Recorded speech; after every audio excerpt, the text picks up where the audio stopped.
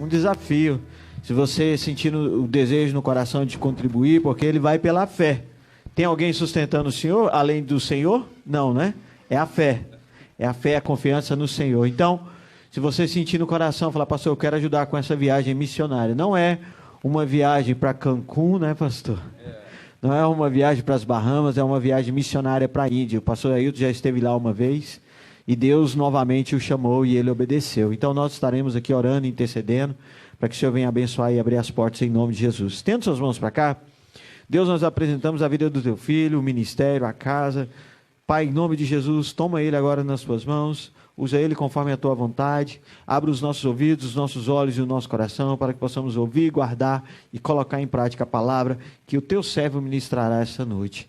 Fica conosco e nos abençoe, em nome de Jesus.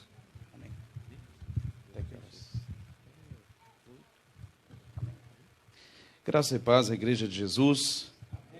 Eita, que povo animado, Jesus. Vocês estão bem? Isso é o quê? O medo do corona, não, né? Não, aí tá ótimo. Bom, para mim também é um privilégio, mais uma vez, receber de Deus a oportunidade de falar com a noiva dele. E sempre quando assumimos esse lugar, temos a plena certeza que se não for misericórdia de Deus, nós estamos perdidos. Porque o que falar a noiva de Jesus? E orando, pedindo a Deus uma palavra, essa semana o Senhor tocou muito ao meu coração sobre uma revelação que mudou um pouco o meu contexto e o meu entendimento sobre o perdão. Porque, na verdade, eu preciso entender na íntegra o tratar do perdão de Deus para que eu possa entender o amor de Deus e todo o projeto que Deus realizou através da sua inteira vontade para resgatar-nos do caminho que havia perdido. E eu gostaria que você abrisse a sua Bíblia em Isaías 53. Vamos ler Isaías 53, alguns versículos aqui, vamos ler a partir do versículo 3. Isaías 53, 3. Eu já quero ler, eu sei que alguns estão procurando, mas você vai guardando essa palavra no seu coração. Diz assim a palavra de Deus: era desprezado o mais indigno entre os homens, homem de dores, experimentado nos trabalhos e como um de quem os homens escondiam o rosto. Era desprezado, não fizemos dele caso algum. Verdadeiramente ele tomou sobre si as nossas enfermidades e as nossas dores, e levou sobre si, e nós o reputamos por aflito, ferido de Deus e oprimido. Mas ele foi ferido pelas nossas transgressões, moído pelas nossas iniquidades, o castigo que nos traz a paz estava sobre ele, e pelas suas pisaduras nós fomos sarados. Todos nós andamos desgarrados como ovelha, cada um se desviava pelo seu caminho, mas o Senhor fez cair sobre ele a iniquidade de nós todos. Ele foi oprimido, mas não abriu a sua boca. Como um cordeiro foi levado ao matador, e como uma ovelha muda perante os tosqueadores, e ele não abriu a sua boca. Da opressão e do juízo foi tirado. E quem contará o tempo da sua vida? Porquanto foi cortado da terra dos viventes, e pela transgressão do meu povo, ele foi atingido. Até aqui. Eu quero que você dê um pulinho lá em Gênesis, no capítulo de número 2, no versículo 15 e o 16 e 17. Olha o que diz a palavra de Deus.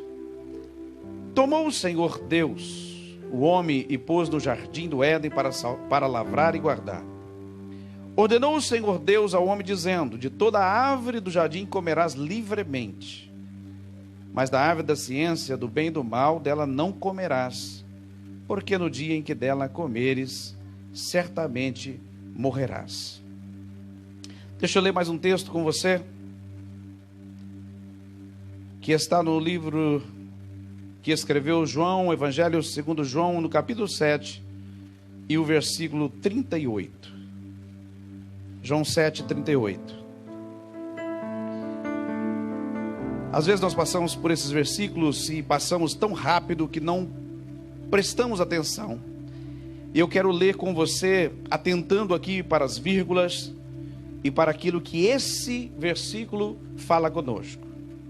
Quem crê em mim, vírgula, como diz a Escritura, vírgula, rios de água viva correrão do seu ventre. Glória a Deus. Irmãos, eu quero ser breve nessa mensagem, mas eu quero começar contando para você uma história. Eu vou duplicar essa história, porque ela é uma história real de um pastor que eu conheço, que conhece a pessoa que participou dessa história. Certa vez, no Peru, numa cidade próxima a Lima, um grupo de jovens havia terminado já o seu segundo colegial e transitado para a universidade. E logo no primeiro mês, toda aquela euforia, sabe como é os jovens já na expectativa de ver as moças que iriam agregar ao ano letivo, e sempre tem aqueles que são galanteadores, né? Mais atirado. E para surpresa deles, chegou uma moça nessa universidade, e ela era simplesmente linda. Era a mais bonita da universidade. E logo, aqueles mais bonitos já foram se aproximando, os mais fáceis de comunicar, propondo, quem sabe, um namoro. E aquela jovem muito taxativa, ela era muito difícil, muito dura, direta nas suas palavras. Ela diz: eu não estou interessado em namoro, eu vim para cá para estudar, é para isso que eu vim. Não estou nem um pouco interessado em namoro. E assim foi sucedendo, cada um que chegava, ela dava sempre uma resposta cada vez mais calorosa. E tinha um jovem nessa universidade que ele era muito feio, literalmente feio. E além de ser feio, ele era muito tímido. E aquele jovem não se ateve de qualquer maneira a chegar perto da moça, porque primeiro que ele era tímido, e ele ficou ali de longe, olhando para ela, e enfim. Passou-se mais ou menos uns 6 meses de estudo. O pastor Carlos era amigo desse jovem, e esse jovem um dia chega com o pastor Carlos e diz: eu precisava confessar um negócio para ti. O que foi? Rapaz, eu estou apaixonado. Ele diz: tudo bem, normal, somos jovens, é normal se apaixonar, está tudo certo. Aí ele diz: você não tem nenhum problema, está apaixonado, tudo, né? É normal. Aí ele diz: mas a hora que eu te contar o que é, eu acho que você vai mudar de ideia. Ele falou: não, conta, o que foi? Eu estou apaixonado por aquela moça bonita. Aí o pastor, que é pastor agora, diz: você está com problema. Eu acho melhor você deixar de lado esse sentimento. Foca nos estudos, rapaz. Aí tal, passou o mês, o pastor voltou. E aí, como é que tá? Falou: rapaz, estou mais apaixonado ainda. Ele: rapaz, diz para você, rapaz, vai esquecendo isso aí, larga isso de lado, né? Você é tão esforçado. E ele era cupólogo, ele vendia livros. E a coisa foi ficando cada vez pior. Aquele jovem se torna completamente apaixonado por aquela moça. E um dia, esse pastor, que na época não era pastor, chegou e disse: quer saber de uma coisa? Fala para ela que você está apaixonado. De jeito nenhum, imagina. Os jovens bonitos aí deram em cima dela. E ela disse que não tinha jeito, não tinha possibilidade. Ele diz: você só tem uma alternativa: falar. E até que então organizou, e ele chegou perto dela e diz: olha, eu queria confessar um negócio para você. Eu estou completamente apaixonado por você. Ela foi muito grossa com ele. Ela disse: enxerga, rapaz. Os jovens bonitos aqui, todos vieram, e eu já disse que eu não estou nem um pouco interessado em namoro. E ela foi muito direta, ela disse: você é muito feio. Jamais teria oportunidade comigo. E ele ficou muito mal. Passou-se alguns meses e tal, ele ficou sabendo que aquela jovem tinha sido chamada na diretoria e os seus pais não tinham dinheiro para pagar a mensalidade dela e ela teria que parar o curso. Ele tomou uma decisão extraordinária. Foi até o diretor e disse: diretor, o senhor sabe que eu peguei os livros aí da biblioteca para vender e eu vendi muito bem. E eu acabei pagando o meu ano todo, então estou tranquilo, esse ano está tudo bem. E eu queria fazer um negócio, queria trocar. Eu vou parar meu curso e eu quero que o senhor transfere para aquela moça. Mas dentro de uma condição, não conta para ela que foi eu. O diretor tentou de todas as maneiras e ele estava direcionado. Ele disse: não tem jeito, eu vou fazer e tal, só quero que o senhor não conte para ela. Resumindo, fizeram isso, contaram para ela que ela tinha recebido uma bolsa e tal, e ele parou de estudar. Um ano depois, volta ele, no próximo ano, atrasado, um ano, encontra com o Carlos, e o Carlos vai direto da pergunta: como é que tá? Ficou um ano longe dela, não viu mais ela, tá tudo certo agora. Ele diz: agora que eu estou apaixonado mesmo. Ele diz: rapaz, agora eu não sei o que eu faço. E o Carlos resolve ajudar um pouquinho. Chegou na moça e contou o que não era para ser contado. Falou: olha, deixa eu contar uma coisa para ti. Era para você ter sido mandado embora da escola, tal, e aquele rapaz pegou toda a mensalidade dele e transferiu para você, foi ele que pagou o teu curso, não sei o que e tal. Ela já se arrepiou, diz: mentira, você está querendo tal. E ele diz: não, vai perguntar para o diretor, é verdade, foi ele que pagou. Ela pegou e ela foi e conversou com o diretor falou: olha, não era para ter contado, mas é verdade. O rapaz resolveu pagar, eu falei para ele que não tinha sentido nenhum, você não é nada dele, você não é parente dele, não é amiga dele, para que ele fez isso e tal, mas ele quis fazer. A moça voltou arrasadíssima. Ela disse: meu Deus, eu maltratei tanto esse rapaz e fui tão dura com ele. E aí passou uns dias, aí vem o menino feio e diz para o Carlos: Carlos, eu preciso contar um negócio para você, estou namorando agora. Aí ele: e aí, quem é a moça, né? Esperando que ele já arrumaram uma outra, né? Ele diz: com aquela moça, a moça bonita. Ele: ah, meu Deus, ela ficou com dó de você, eu vou conversar com ela. Chegou nela: você não pode fazer isso com meu amigo sofreu demais por sua causa. E agora, por causa da pena, por causa de não sei o que e tal, você quer brincar com o sentimento dele. E aquela moça encheu os olhos d'água e diz: olha, Carlos, deixa eu dizer uma coisa para você. Realmente, ele não é um rapaz bonito. Mas ele fez por mim, eu acho que quase que ninguém faria. Então, como não amar esse homem? Esse cara vai ser o cara que vai cuidar de mim. Moral da história: hoje eles são pastores casados, têm 3 filhos.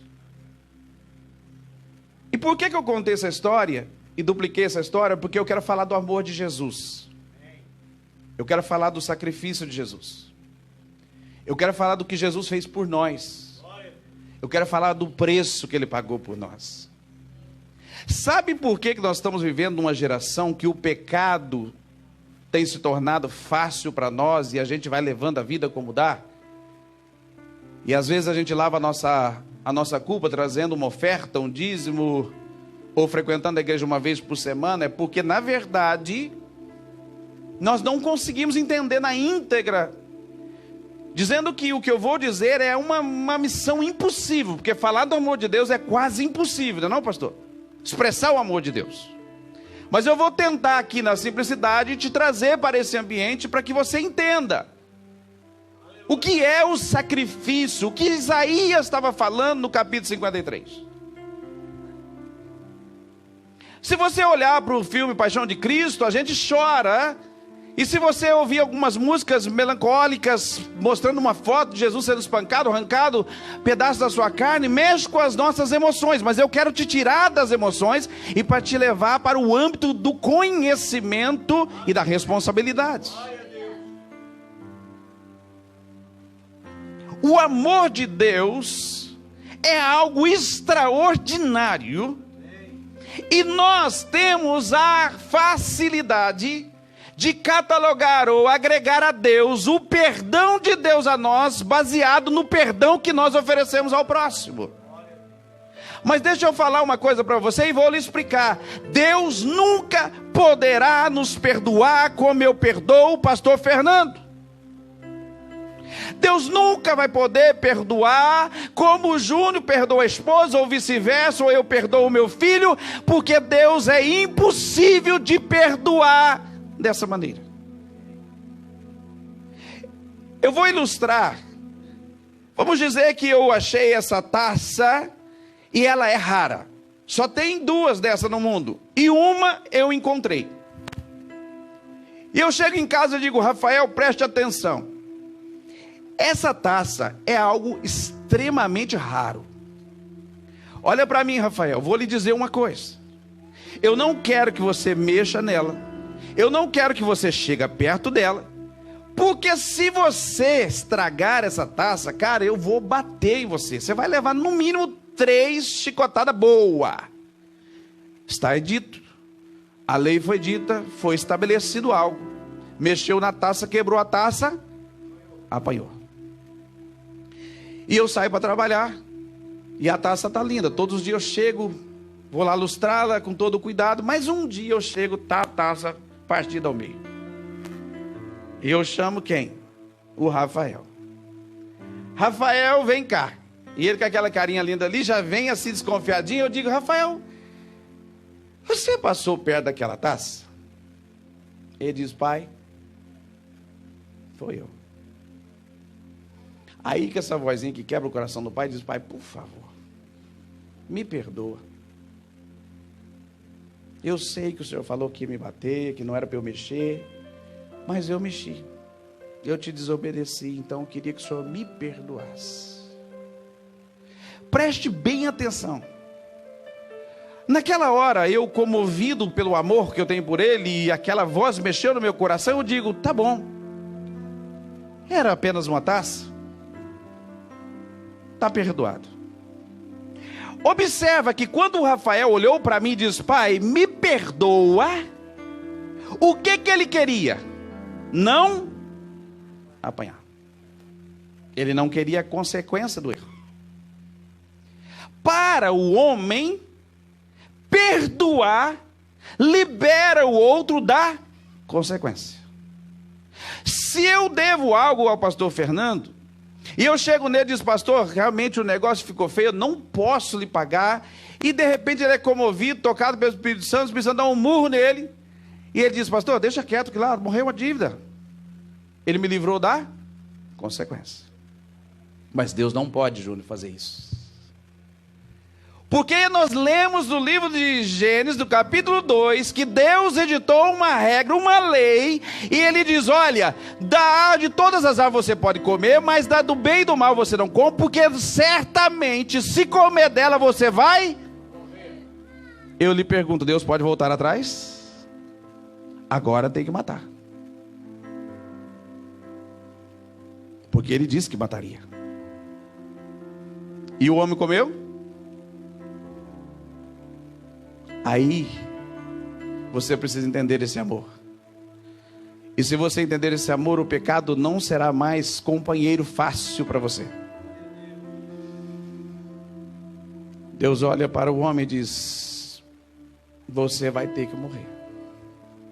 Eu não posso voltar atrás. Porque para o humano, perdoar livra da consequência. Mas agora você vai entender o sacrifício de Jesus. Jesus olha para o pai e diz: pai, o Senhor diz que se ele comesse, certamente ia morrer. Porque o salário do pecado é a morte. Aí Jesus disse para o pai: pai, mas o Senhor não disse que não poderia trocar. A troca o Senhor não colocou na regra. O Senhor colocou a morte. O Senhor colocou o preço e o salário. Mas eu quero descer lá. E eu quero pagar por eles. Eu sei, Pai, que o Senhor não pode voltar atrás. Eu sei, Pai, que o Senhor não pode livrar o homem da consequência, porque há um acusador que vai lhe apontar o dedo e vai dizer: ei, tu disse que se ele pecasse iria morrer. Aí Jesus diz: eu vou descer lá, eu vou despir da minha glória, eu vou abrir mão da minha santidade, no sentido de eternidade, de poder. Eu vou descer lá e eu vou viver como eles. Eu vou viver como homem, sofrendo as mesmas paixões, sofrendo os mesmos desejos, as mesmas lutas. Pai, mas eu vou cumprir o propósito, porque eu me colocarei no meio desse assunto e eu serei o intermediador, dizendo: há um preço a ser pago, mas eu vou pagar por você. Eu vou entregar a minha vida por ele e por ela. Eu não vou abrir a minha boca. Eu não vou olhar para trás. Eu sei que eles vão pisar em mim, vão destruir-me, vai moer a minha vida. Eu sei que eu vou sofrer, eu sei, mas eu estou apaixonado por eles e eu quero ser o mediador, o redimidor deste homem que perdeu no meio do caminho. Papai, ele caiu no paraíso, mas eu vou te adorar no deserto.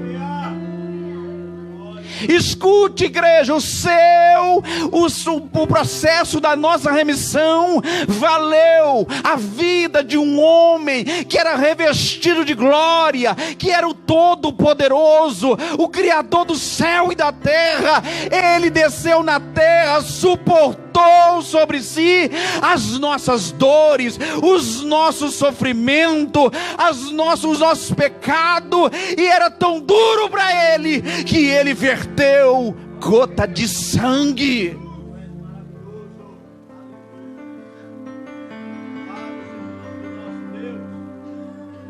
Ele verteu gota de sangue para nos trazer de volta para o reino do amor do Filho de Deus.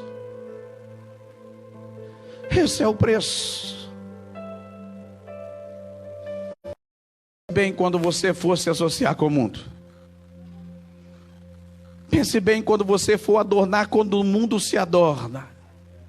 Pensa bem quando você for falar como o mundo fala, quando você for vestir quando o mundo veste, quando você for se comportar como o mundo se comporta, porque você está dizendo para Deus: Deus, eu quero o teu perdão depois. Mas às vezes nós queremos o perdão só para se livrar da consequência, só para se livrar do preço. Mas Deus não pode te perdoar assim, porque já foi dito e já se tornou regra no coração de Deus, e o que Ele fala não pode voltar atrás. E é por isso que Ele foi para aquela cruz morrer por nós. Sabe, a nossa geração tem olhado a Deus apenas de uma faceta, de um ponto de vista. É o Deus do amor que perdoa tudo. É o Deus do amor que vai se ajustar com as minhas necessidades e com as mudanças do tempo. É o Deus que parece que vai se ajustar a nós. Nós estamos enganados, irmãos. Deus não tem só uma face. Ele é o Deus de amor, mas é o Deus de justiça. Ele é o Deus que ama o pecador, mas ainda odeia o pecado. E na sua morada eterna, Ele vai proteger os teus filhos daqueles que são promíscuos, daqueles que são desobedientes. E aí você vai olhar e dizer assim: o Deus de amor pode lançar alguém no inferno? Sim, Ele vai.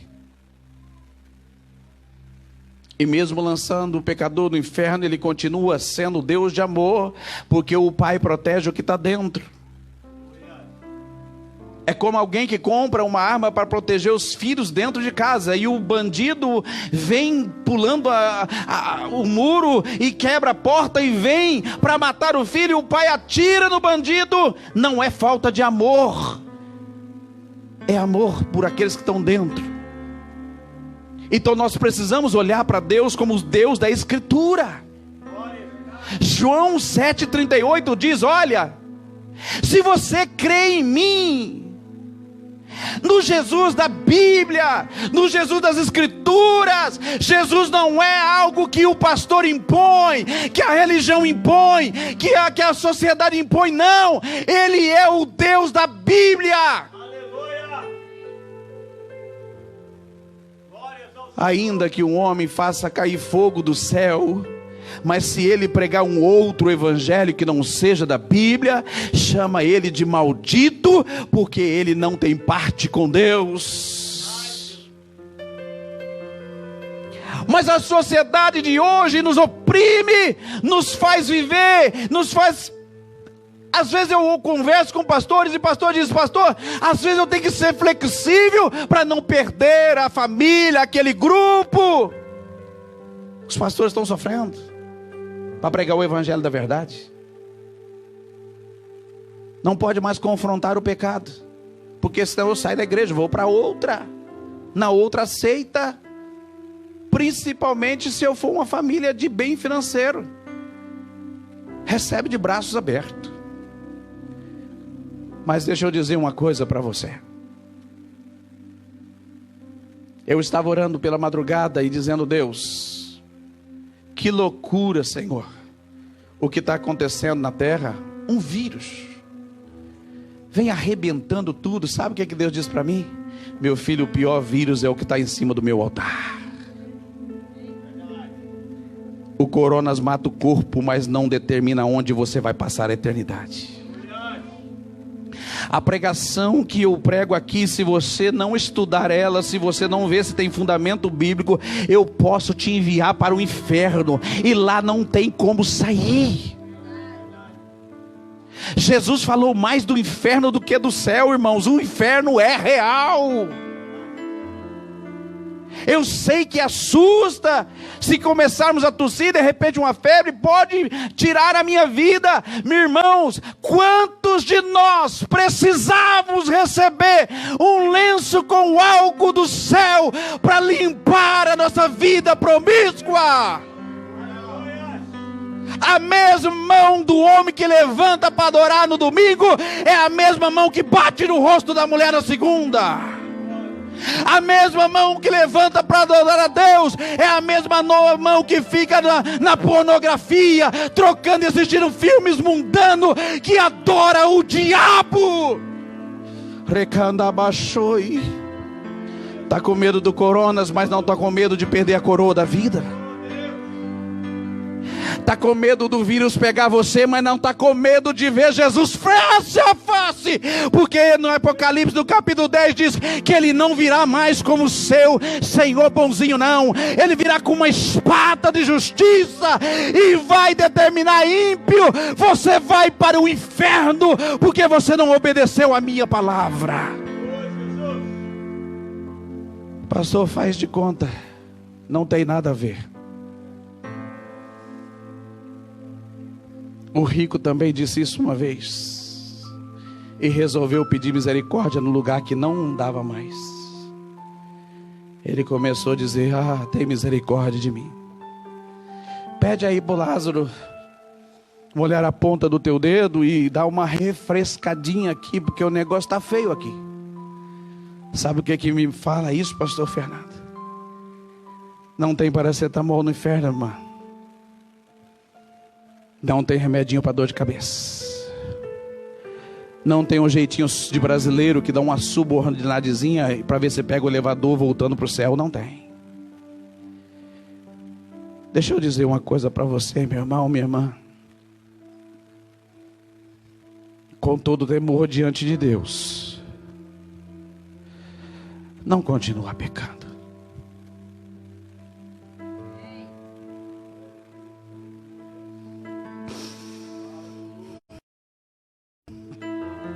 Ele vai voltar. Ele não levará você se você continuar olhando para a Escritura Sagrada e virando as costas para Deus. Ele vai voltar.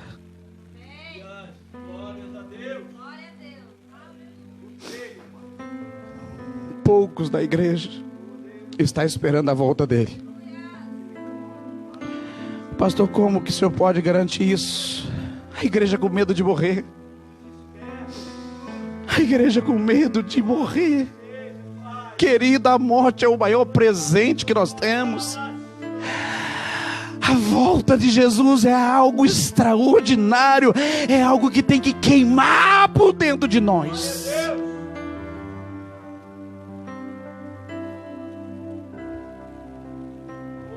Qual foi o último dia que você acordou com saudade de voltar para casa? Qual foi o último dia que você diz: Deus, volta, porque eu quero te ver. Eu quero beijar os teus pés. A graça vai se fechar. E pode ser tarde demais para nós. Não abra a porta da sua casa para aquilo que o mundo oferece.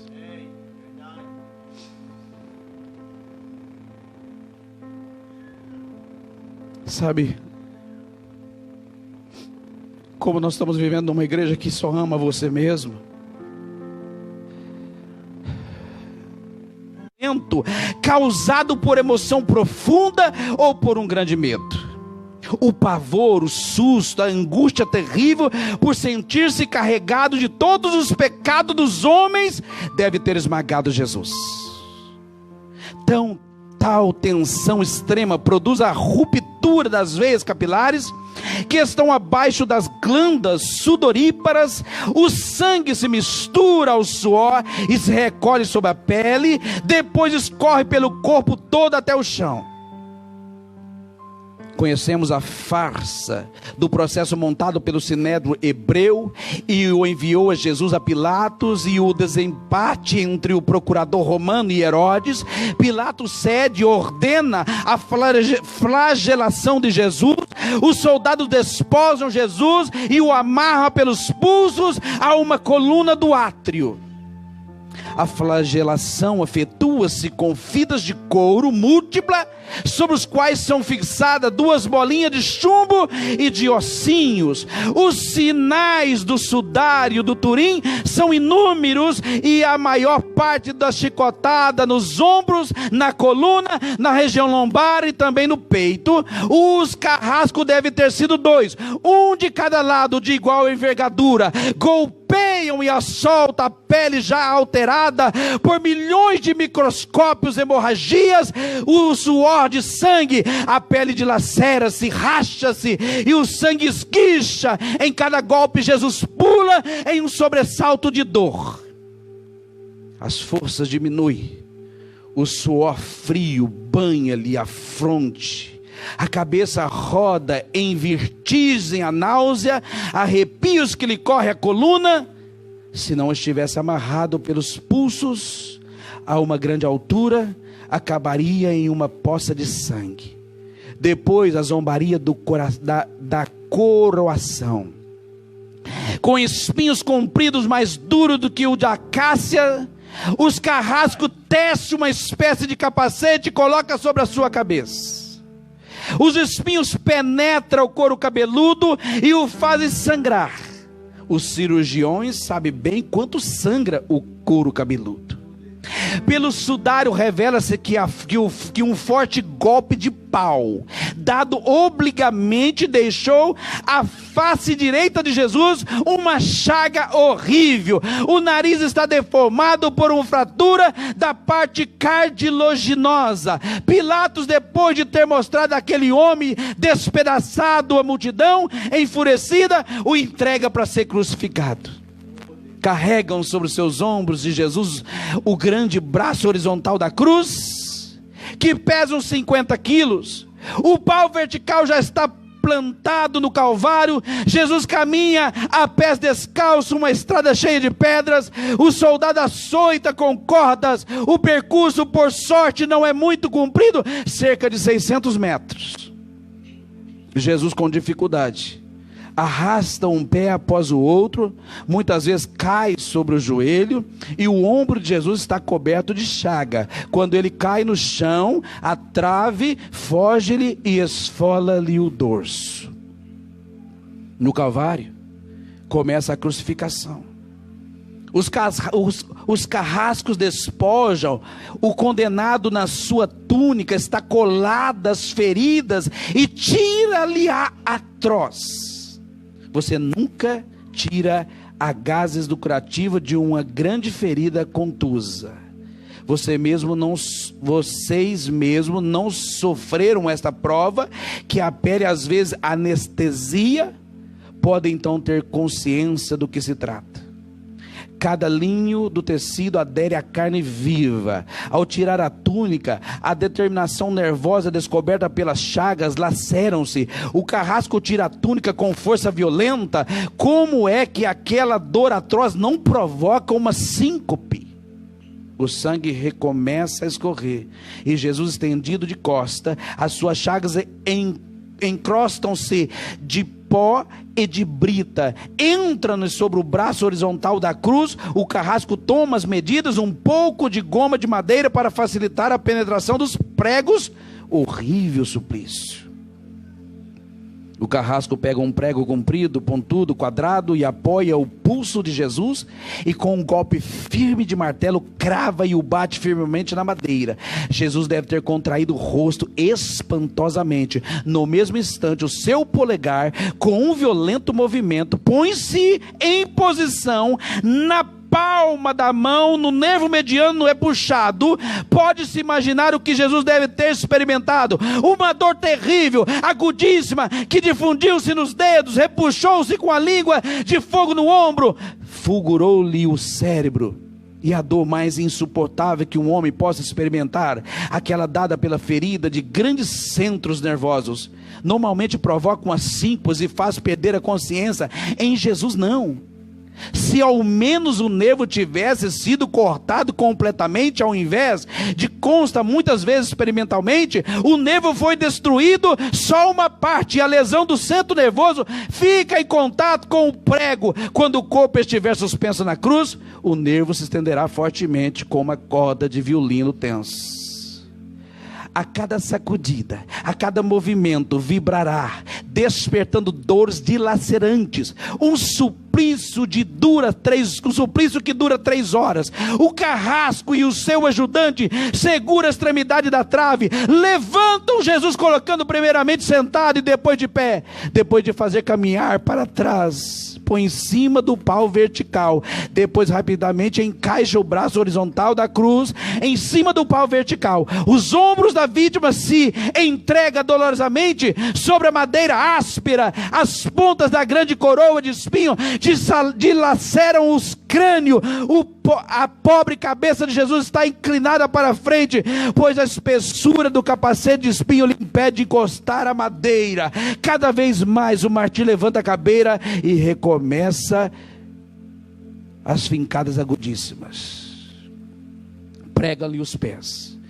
Ao meio-dia Jesus tem sede. Não bebeu nada desde a tarde precedente. A sua feição é tensa, o rosto é uma máscara de sangue, a boca está semi-aberta, os lábios inferiores começam a pender, a garganta seca, lhe arde em sede, mas ele não pode deglutir, tem sede. Um soldado lhe estende sobre a ponta da lança uma esponja de uma bebida ácida usada entre os militares. Tudo isso é uma tortura atroz. Um estranho fenômeno que se produz no corpo de Jesus. Os músculos dos braços se enrijecem em uma contração que vai acentuando-se. O deltoides e os bíceps então tenso e levantados, os dedos encurvam-se. Dir-se-ia um ferido atingido pelo tétano. o que os médicos chamam de tetânia, quando as cãibras se generalizam, os músculos do abdômen se enrijecem e ondas imóveis, depois de interdoar os pescoços respiratórios, a respiração fica pouco a pouco mais curta. O ar entra, mas não consegue sair. Jesus respira com ápide dos pulmões, tem sede de ar, com um asmático em plena crise, o seu rosto pálido, pouco a pouco se torna vermelho, depois empalidece em violenta purpurino, enfim de cianótico. Jesus ataca por asfixia, sufoca, os pulmões incha de ar e não pode mais vaziar, a fronte está impregnada de suor, os olhos caem fora dos órbitas e as dores atrozes devem ter martelado o seu crânio. Mas o que acontece?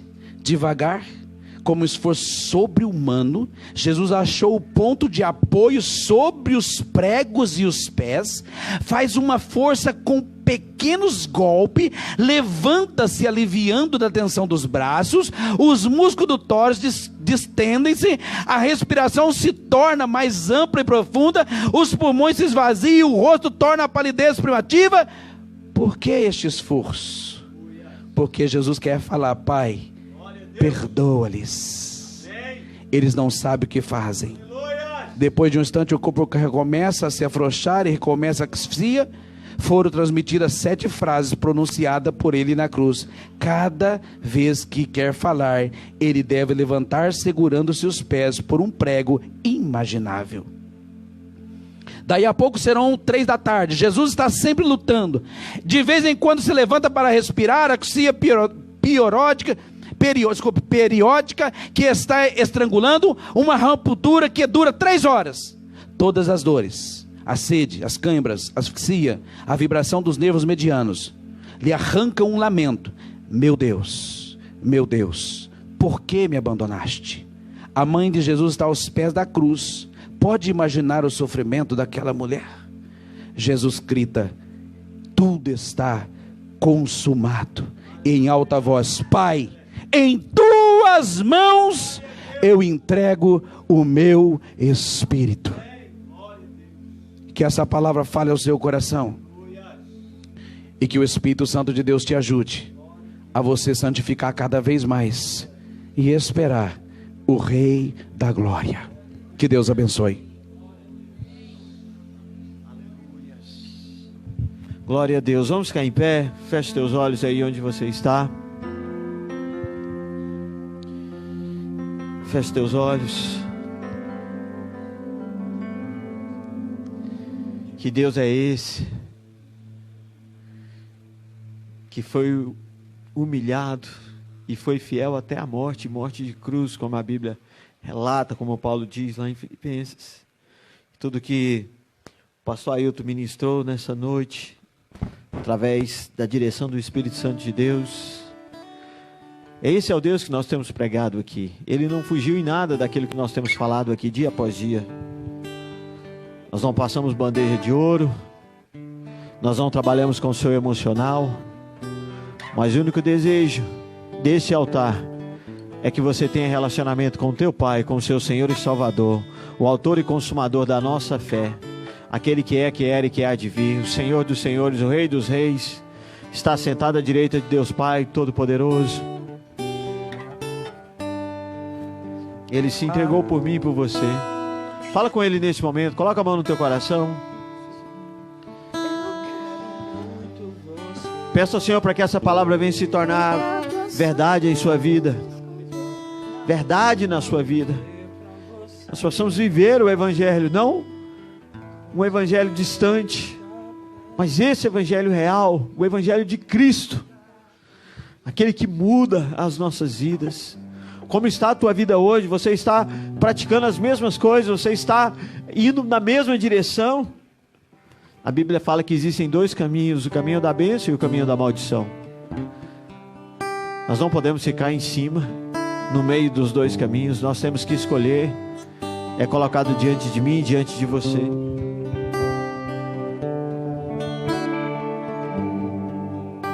Jesus, fala com Ele.